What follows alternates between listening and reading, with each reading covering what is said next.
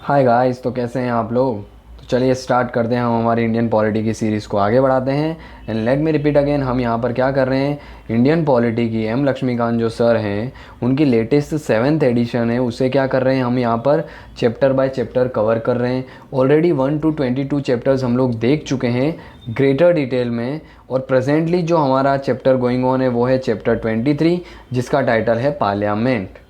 ये 1 to 22 chapters अगर आप चाहते हैं एक्सेस करना तो आपको इसी चैनल पे कंप्लीट इंडियन पॉलिटी की प्लेलिस्ट मिल जाएगी, जिस पे जाके आपको कोई भी डाउट है इन चैप्टर्स में तो इसको रिफ़र कर सकते हैं। और फर्स्ट टाइम अगर आप इंडियन पॉलिटी पढ़ रहे हैं तो सारे चैप्टर्स आपके लिए मोस्ट इंपॉर्टेंट होने वाले हैं।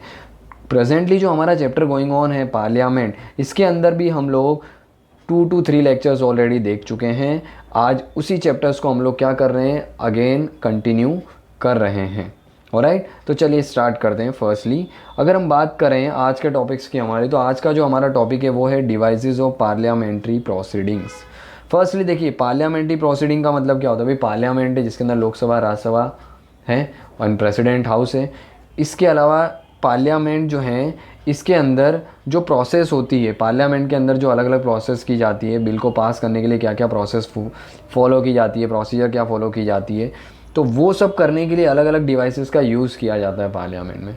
और ये डिवाइसेस को क्या करना है, हमें यहाँ पर पढ़ना है। थोड़ा फैक्चुअल होने वाला है, आपको ये चीज़ें याद रखनी है, थोड़ा समझने की कोशिश भी करिएगा तो ऑल चीज़ें क्या हो जाएगी, आपको याद हो जाएगी। ऑलराइट, देखिए सबसे पहला जो डिवाइस हमें देखने को मिलता है पार्लियामेंट की प्रोसीजर्स को कंटिन्यू करने के लिए, वो डिवाइस है क्वेश्चन आवर। क्वेश्चन आवर क्या होता है, तो इसको समझने के लिए हम देखते हैं एक चार्ट। देखिए यहाँ पे क्या देखने को मिलता है, आपको देखने को मिलता है भाई पार्लियामेंट है, parliament consist of Lok Sabha, Rajya Sabha and the president. चलो प्रेसिडेंट तो क्या एक पर्सनालिटी और पूरा हाउस, एक कोई हाउस नहीं है जिसके अंदर एमपीज बैठे हैं, ये अलोन पर्सन है और इनकी टीम है एडमिनिस्ट्रेटिव ब्यूरोक्रेट्स की। बट ये लोकसभा और राज्यसभा तो क्या है, एंटायर हाउस है जिसके अंदर एमपीज हैं। ऑलराइट, तो अब ये लोकसभा और राज्यसभा के अंदर प्रोसीडिंग क्या होती है, डे टू डे की जो सेटिंग्स होती है उसके अंदर जो टाइम टेबल है इनका क्या होता है, तो ये टाइम टेबल आपको देखने को मिलेगा। देखिए फर्स्टली बात करें, इनकी प्रोसीडिंग स्टार्ट होती है 11 AM से लेके और एंड होती है 6 PM तक। किसकी, लोकसभा की, जबकि राज्यसभा की एंड होती है 5 PM पे। तो हमें याद रखना है 11 बजे से इनकी प्रोसीडिंग स्टार्ट होती है, जब भी कोई भी सेशंस होता है तब सिटिंग स्टार्ट होती है। और 6 बजे तक किसकी चलती है, लोकसभा की, जबकि 5 बजे तक किसकी चलती है, राज्यसभा की।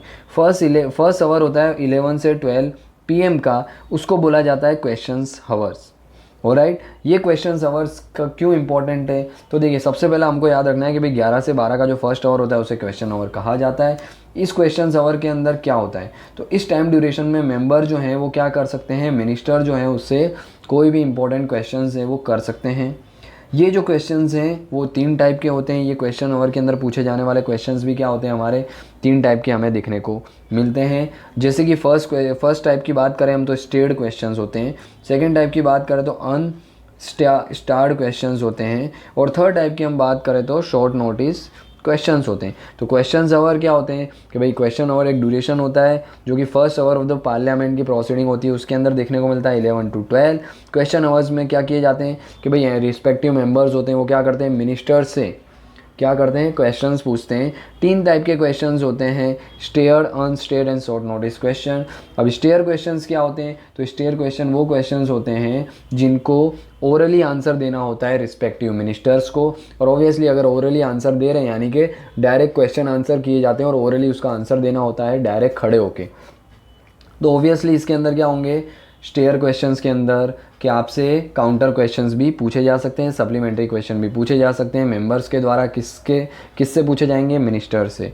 अनस्टेयर्ड क्वेश्चंस की बात करते हैं ऑन द अदर एंड, तो ये कैसे क्वेश्चंस होते हैं कि भाई ये क्वेश्चन वो होते हैं जिनको क्या होता है, जिनका आंसर मिनिस्टर को रिटर्न फॉर्मेट में देना होता है। और ऑब्वियसली रिटर्न फॉर्मेट में दे रहे तो क्वेश्चन जो पहले पूछे जाते होंगे, पहले जो पूछेगा उसका ही आंसर मिलेगा रिटर्न क्वेश्चन में, तो काउंटर या सप्लीमेंट्री क्वेश्चन जैसा कुछ यहाँ पे नहीं होता है।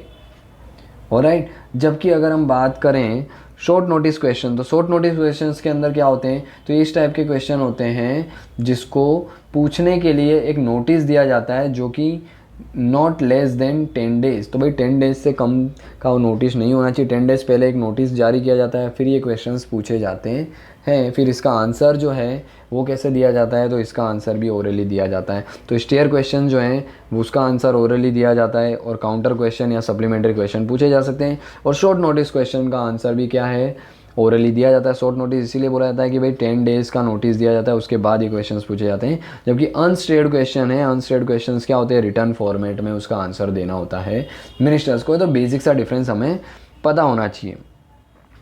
इसके अलावा बात करें हम, ये जो क्वेश्चन आवर्स होता है इसके ड्यूरेशन में क्या होता है, in addition to the ministers, ये जो क्वेश्चंस हैं वो किससे, रिस्पेक्टिव प्राइवेट मेंबर यानी कि मेंबर ऑफ पार्लियामेंट से भी पूछे जा सकते हैं। Remember this thing, question hours में क्वेश्चन सिर्फ और सिर्फ मिनिस्टर से ही नहीं पूछे जा सकते, मेंबर ऑफ पार्लियामेंट यानी कि प्राइवेट मेंबर से भी ये पूछे जा सकते हैं। किससे रिगार्डिंग हो सकते हैं वो क्वेश्चंस के, भाई बिजनेस ऑफ द हाउस से, for which the member is responsible, उससे रिगार्डिंग हो सकते हैं। कोई ऐसा इंपॉर्टेंट अर्जेंट मैटर्स हैं जिसके लिए रिस्पॉन्सिबल कोई मेंबर ऑफ पार्लियामेंट है, तो उससे रिगार्डिंग वो क्वेश्चंस पूछे जा सकते हैं।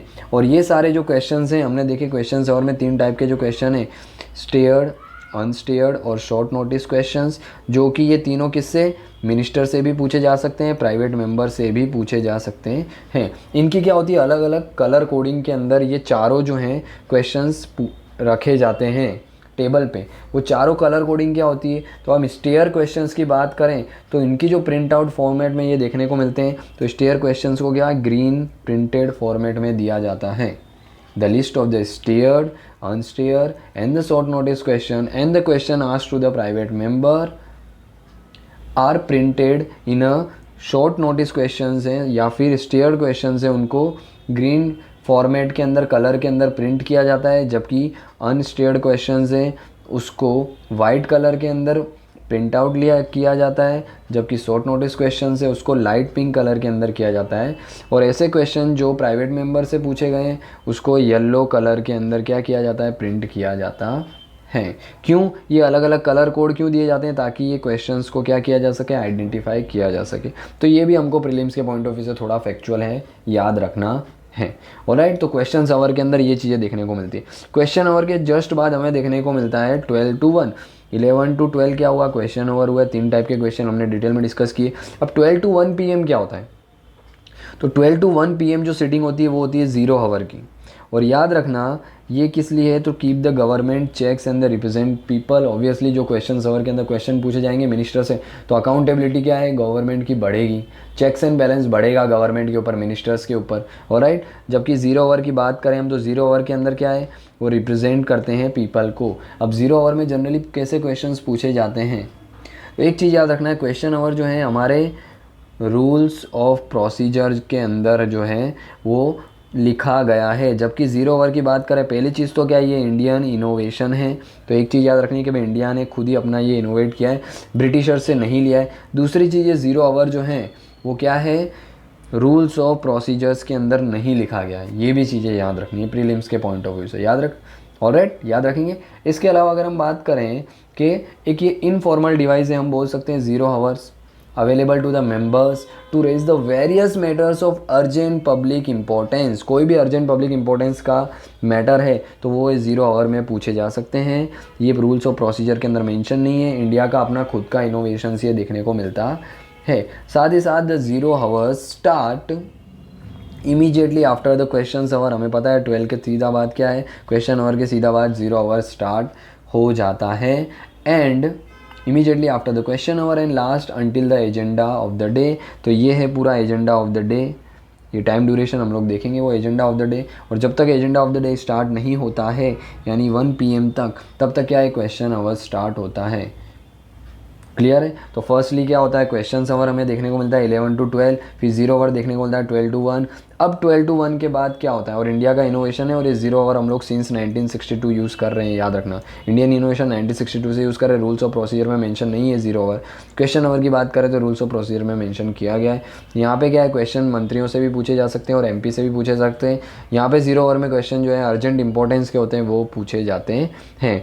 अब उसके बाद क्या होता है कि भाई 11 से 1 तक तो क्वेश्चन आवर और 0 आवर हो गया। उसके बाद 1 से 2 हमें लंच देखने को मिलता है, सारे MPs लोकसभा राज्यसभा के लंच करते हैं।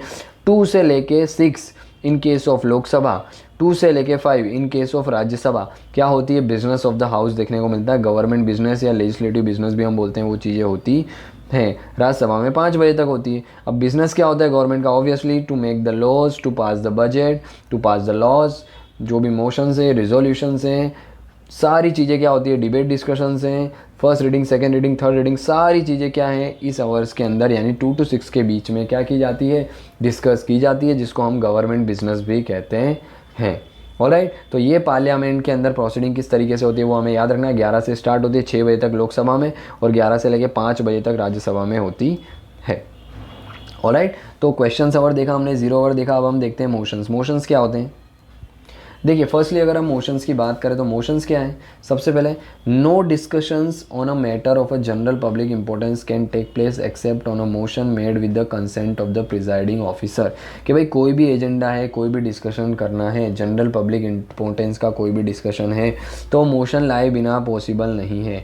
और ये मोशन जो है वो हमेशा क्या है, प्रिजाइडिंग ऑफिसर होते हैं, उनके कंसेंट से ही लाई जाती है। प्रिजाइडिंग ऑफिसर हमें पता है लोकसभा में कौन होते हैं, स्पीकर होते हैं। राज्यसभा में कौन होते हैं, चेयरमैन होते हैं, जो कि वाइस प्रेसिडेंट ऑफ इंडिया भी होते हैं। तो इनकी सहमति से मोशन लाई जाती है, जो कि क्या है, कोई भी जनरल पब्लिक इंपॉर्टेंस के लिए उसका मैटर है, उस पर डिस्कशंस करने के लिए लाई जाती है। द हाउस एक्सप्रेस इस डिसीजन और the opinion on a various issues through the adoptions or the rejections of these motions moved by either minister or the private member। तो ये मोशन जो है वो मिनिस्टर भी ला सकते हैं और प्राइवेट मेंबर भी ला सकते हैं, दोनों ला सकते हैं, हमें याद रखना है। ऑलराइट, इसके बाद अगर हम बात करें, ये जो मोशंस हैं अलग अलग टाइप्स की हमें देखने को मिलती है। अगर प्रिंसिपल मोशंस की बात करें, the motion moved by the member हो गया to raise the discussions on the various matter fall into 3 principal category.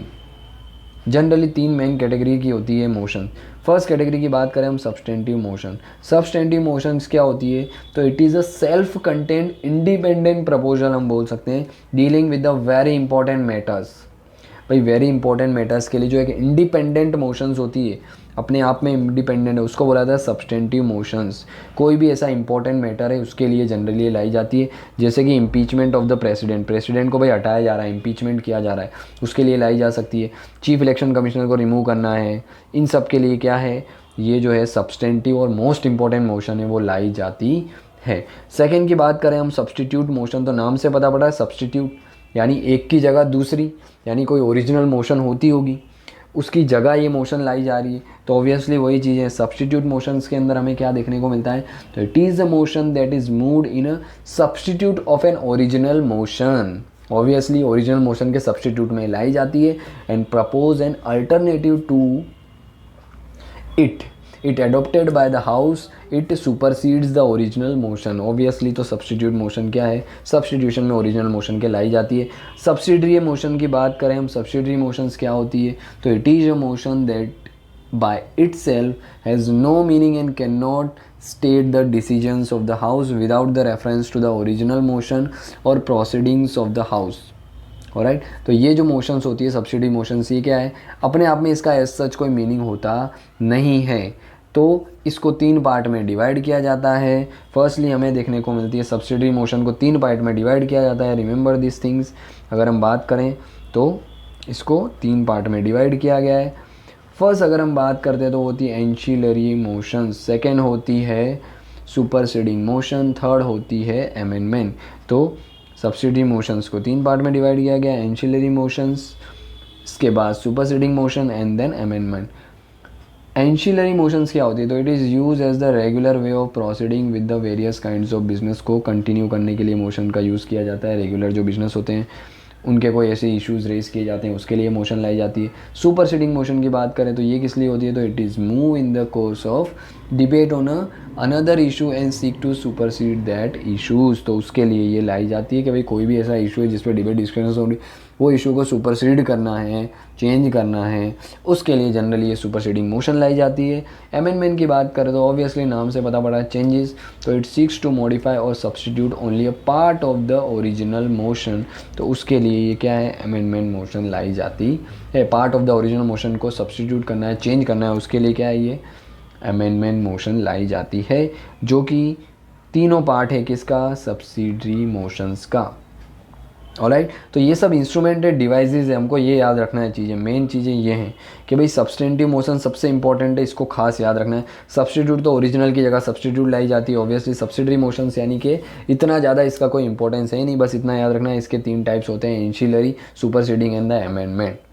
अब बात करें नेक्स्ट मोशन की, तो वो है क्लोजर मोशन। क्लोजर मोशन क्या होती है, तो नाम से पता पड़ रहा है कि it is the motion move by a member to cut short the debate on a matter before the house. If the motion is approve by the house, debate is stop forthwith and the matter is put to vote. Obviously नाम से पता पड़ रहा है closure motion, भाई कोई भी एक इशू पे या कोई भी एक बिल के ऊपर इनफ डिबेट हो चुकी है, तो वो इनफ डिबेट हो चुकी है तो क्लोजर मोशन लाके वो डिबेट को क्या किया जाएगा, डिबेट को एंड किया जाएगा एंड द बिल और the issue will put for the vote, क्योंकि अप्रूवल के लिए वोटिंग इंपॉर्टेंट है। तो वोट के लिए डायरेक्ट क्या किया जाएगा, पुट किया जाएगा, तब ये डिबेट को एंड करने के लिए मोशन लाई जाती है। फिर डायरेक्ट क्या है, वो डिबेट को एंड करके मोशन लाई जाती है, डिबेट एंड होती है मोशन एंड लाने से, फिर क्या है वो इश्यूज़ को फ्लोर पे रखा जाता है वोटिंग के लिए। और ये जो क्लोजर मोशन है ये भी हमें क्या देखने को मिलती है, 4 अलग अलग टाइप की क्लोजर मोशन देखने को मिलती है, याद रखना है। फर्स्ट अगर बात करें हम क्लोजर मोशन की, तो ये है सिंपल क्लोजर।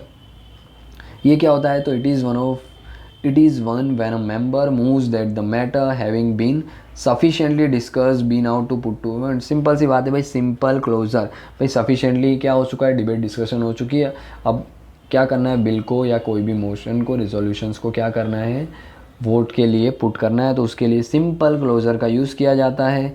दूसरी अगर हम बात करें तो क्लोजर बाय द कंपार्टमेंट, तो ऑब्वियसली कुछ ऐसे बिल होते हैं, तो इन दिस केस क्या होता है, the clauses of a bill or a lengthy resolution are grounded into a part before the compartment before the commencement of the debate cover the part as a whole and the entire part is put to vote। obviously closer by motion, closer by compartment में क्या होता है भाई, कोई भी ऐसा bill है late से, उसको क्या करेंगे, अलग अलग कंपार्टमेंट में डिवाइड कर देंगे। ये एंटायर बिल था, उसको अलग अलग कंपार्टमेंट में डिवाइड किए, फिर एक एक कंपार्टमेंट को क्या किया, यहाँ पे डायरेक्ट उसको क्लोजर में, उसको कंपार्टमेंट यानी कि क्लोजर बाय कंपार्टमेंट की मोशंस लाके क्या किया, उसको डायरेक्ट डिबेट किया पूरे कंपार्टमेंट को, ना कि single low close by close. Close by close पूरे लो को क्या किया, कंपार्टमेंट में डिवाइड किया। अब ओबियसली हर एक कंपार्टमेंट में बहुत सारे क्लोजेज होंगे, तो पूरे कंपार्टमेंट को एक साथ डिबेट किया, डिस्कशन किया और वोट किया, वोट के लिए पुट किया ऑन द फ्लोर पे, ना कि हर एक क्लोज को डिबेट डिस्कशन हो रहा है। तो ये क्लोजर करने की जो closure by the compartment motion है, तो उसको बोला जाता है closure by compartment.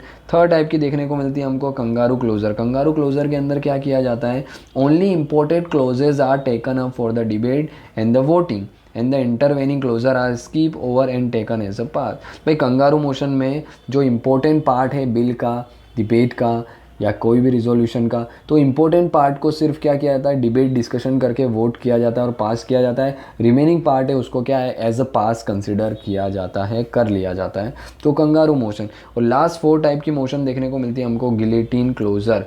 Guillotine closure में क्या किया जाता है भाई, पूरा एंटायर बिल है उसको एक साथ क्या किया जाता है, पुट ऑन द फ्लोर, ज़्यादा डिबेट डिस्कशन करने की ज़रूरत नहीं है। तो it is one of when the undiscussed clause of a bill or a resolution are also put to vote along with the original discussed ones due to want of a time।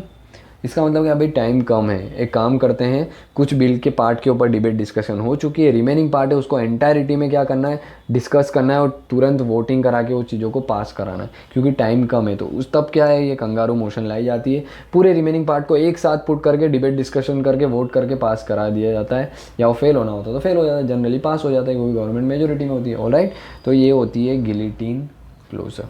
Alright, तो closure motions के अंदर ये चारों closure motions हमें याद रखनी है, prelims के पॉइंट ऑफ व्यू से खास करके इंपॉर्टेंट है। पहला सिंपल क्लोजर, तो सिंपल तो नाम से पता पड़ा है भाई, कोई भी चीज़ डिबेट डिस्कशन हो चुकी है, अब वोट करो और क्लोज करो उसको, क्लोजर। क्लोजर बाय कंपार्टमेंट, भाई बिल को क्या करो, छोटे छोटे कंपार्टमेंट यानी कि पार्ट के अंदर डिवाइड करो और पार्ट एज अ होल लो, डिबेट डिस्कशन करके वोट करा के पास करने के लिए। थर्ड टाइप की हमने देखी कंगारू क्लोजर में क्या है, खाली इंपॉर्टेंट पार्ट लेने हैं, डिबेट डिस्कशन करनी है, वोट करा के पास कराना है। जबकि गिलेटिन क्लोजर के अंदर क्या था भाई, जितना भी रिमेनिंग पोर्शन है बिल का, कुछ तो डिस्कस हो चुका होगा, रिमेनिंग पोर्शन को एक साथ क्या करो, डिबेट डिस्कशन करके पूरा क्या करो, बिल को पास कराओ एक साथ, तो उसको बुलाता है गिलेटिन क्लोजर। ऑलराइट, इसके बाद अगर नेक्स्ट मोशंस की हम लोग बात करें तो वो है प्रिविलेजेस मोशन। तो ये जनरली किसके अगेंस्ट लाई जाती है, मिनिस्टर्स के अगेंस्ट लाई जाती है। तो it is concern with the breach of the parliamentary privileges by a minister. It is move by the member when he और she feels that a minister has committed a breach of the privileges of the house or one or more of its member by withholding the facts or the case by giving the wrong or the distorting fact. Its purpose is to censor the concerned ministers. भाई कोई भी minister ने क्या किया, parliamentary privileges यानी कि parliament के उसको as a member of parliament कुछ प्रिविलेजेस दी गई है, कुछ बेनिफिट्स दिए गए, उसका उसने मिसयूज़ किया, तो ऑब्वियसली उस मिनिस्टर के खिलाफ कोई भी मेंबर ऑफ पार्लियामेंट क्या है, प्रिविलेजेस मोशन ला सकता है और उसको पनिश किया जा सकता है, उसको सेंसर भी किया जा सकता है। ऑलराइट, तो ये होती है privileges motion. Calling attention motion की बात करें तो नाम से ही पता पड़ रहा है भाई, अटेंशन लाने के लिए किसी एक इशू पे कोई ऐसा इंपॉर्टेंट इशू आ गया, उस पर अटेंशन लाने के लिए जो मोशन लाई जा रही है उसको बुलाता है कॉलिंग अटेंशन मोशन। तो it is introduce in the parliament by a member to call the attention of a minister to a matter of urgent public importance. भाई अर्जेंट पब्लिक इंपॉर्टेंस है, उस पर अटेंशन के लिए ये कॉलिंग अटेंशन मोशन लाई जाती है। And seek an authoritative statement from his और her on that matter. Minister के इस मैटर पे हमको ऑथोरिटेटिव स्टेटमेंट चाहिए, उसका रिजोल्यूशन आप क्या करोगे, मिनिस्टर्स के स्टेटमेंट की रिक्वायरमेंट होती है। Like the zero hour it is and also Indian innovations, इसको भी याद रखना है, ये भी इंडियन इनोवेशन है। जैसा कि हमने जीरो आवर देखा था जो कि क्या था, 12 से 1 के बीच में चलता था जीरो आवर, तो वो जीरो आवर भी इंडियन इनोवेशन था। और कॉलिंग अटेंशन मोशन भी क्या है, इंडियन इनोवेशन देखने को मिलता है जो कि 1954 से कंटिन्यू है। तो ये चीज़ें भी हमें याद रखनी है। And however unlike the zero hour it is mention in the rule of procedure. और कॉलिंग अटेंशन मोशन क्या है, रूल ऑफ प्रोसीजर में मेंशन की है, unlike the zero hour which are not mention in the rules of procedures of the parliament. ठीक है, तो इसको मेंशन किया गया। इसके बाद बात करें हम तो एडजर्नमेंट मोशन। एडजर्नमेंट मोशन क्या होती है, कब लाई जाती है, तो देखिए एडजर्नमेंट मोशन जो है it is introduce in the parliament to draw attentions of the house to a definite matter of urgent public importance and need to support of the 50 members to be admitted. भाई 50 members यानी कि 50 member of parliament agree होंगे तब ये motion लाई जाएगी। क्यों कि भाई कोई अर्जेंट पब्लिक इंपॉर्टेंस का मैटर है, उस पर डिबेट डिस्कशंस करने के लिए, उस पर कोई कॉन्क्रीट सॉल्यूशन निकालने के लिए मोशन लाई जाती है। As it interrupt the normal business of the house it is regarded as an extraordinary device के तौर पे भी इसको जाना जाता है, माना जाता है, क्योंकि ये normal rule business of the house जो है उसको क्या करता है, इंटरप्ट करता है। It involves an element of censors against the government and has the Rajya Sabha is not permitted to make the use of this device. तो ये डिवाइस सिर्फ और सिर्फ किसके लिए, लोकसभा के लिए है, क्योंकि एडजर्नमेंट मोशन जो है उससे सेंसर भी देखने को मिलता है जो कि लोकसभा का प्रिविलेज है। क्योंकि गवर्नमेंट जनरली क्या है, गवर्नमेंट यानी कि council of minister headed by the prime minister is collectively responsible to the Lok Sabha, इसीलिए एडजर्नमेंट मोशन सिर्फ और सिर्फ लोकसभा में ही आ सकती है। The discussions on an adjournment motion should last for not less than 2 hours and 30 minute. तो भाई जब भी एडजर्नमेंट मोशन आएगी तो एटलीस्ट 2 आवर 30 मिनट्स का डिस्कशन तो एटलीस्ट होना चाहिए, ये कंपलसरी है। ये फैक्ट्स भी याद रख लेना है प्रीलिम्स के पॉइंट ऑफ व्यू से। अब देखिए कब कब ये एडजर्नमेंट मोशन लाई जाती है। So the right to move a motion for an adjournment of the business of the house is the subject to the following restriction. भाई एडजर्नमेंट मोशन यानी कि बिजनेस ऑफ द हाउस है जो कि हमें देखने को मिलता है किसके बीच में, 11 से लेके 6 के बीच में। ये जो बिज़नेस है, जनरली बिज़नेस तो हमें पता है लंच के बाद में, यानी कि 2 to 6 ही देखने को मिलता है। तो 2 to 6 के बीच में ये एडजर्नमेंट मोशन लाई जा रही है, यानी कि बिज़नेस ऑफ द हाउस को क्या इंटरप्ट किया जा रहा है। तो किस किस पे रिस्ट्रिक्शंस होती है, of the business of the house is subjected to the following restrictions. क्या क्या रिस्ट्रिक्शंस होती है जब ये एडजर्नमेंट लाई जाती है। सबसे पहले किस किस पे होनी चाहिए, तो it should raise a matter which is definite factual urgent and the public importance का मैटर है, उसके लिए ही होनी चाहिए। It should not cover more than one matter ही होना चाहिए इसमें at a time. It should be restricted to a specific matter of the recent occurrence and it should not raise a question of the privilege. इस पे question नहीं होना चाहिए क्योंकि उसके लिए प्रिविलेज मोशन है। It should not revive the discussions on a matter that has been discussed in the same session, उसके लिए भी नहीं होना चाहिए। And it should not deal with the any matter that is under the adjudications by the court, उस पर भी debate discussion नहीं होगी इस मोशन में। साथ ही साथ it should not raise any questions that can be raise on a distinct motions, तो उसमें भी नहीं होनी चाहिए। ऑलराइट, तो ये एडजर्नमेंट मोशन इंपॉर्टेंट है, इसके बारे में ये फैक्चुअल डिटेल याद रख लेनी है। इसके बाद no confidence motion, again important motion है।